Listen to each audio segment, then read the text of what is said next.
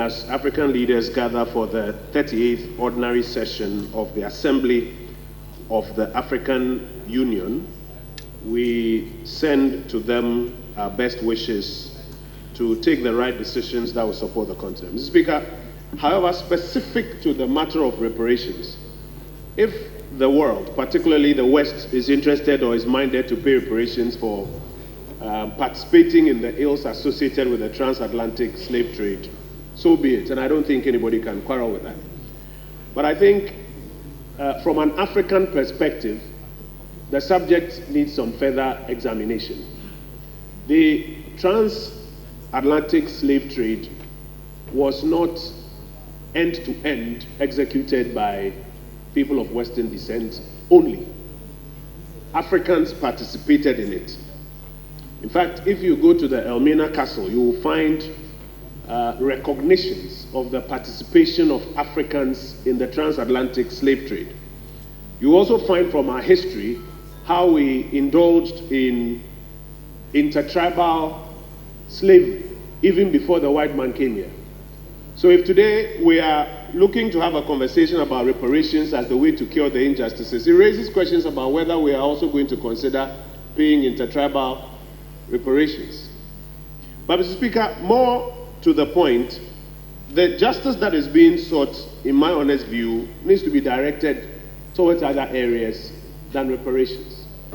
For example, the African Union has been talking about setting up strong African financial institutions to mobilize resources to help the advancement of Africa.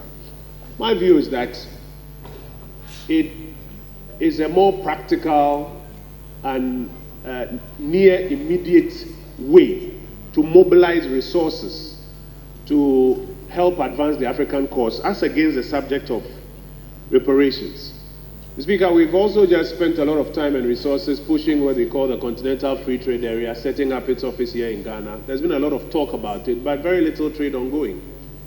If African leaders are looking at ways of deepening what they call justice for the African people, I think that's another area which is practical, is real, it can be facilitated, instead of expecting a group of Western countries to write checks for us for their participation in an exercise that we ourselves were even doing and we participated in as Africans.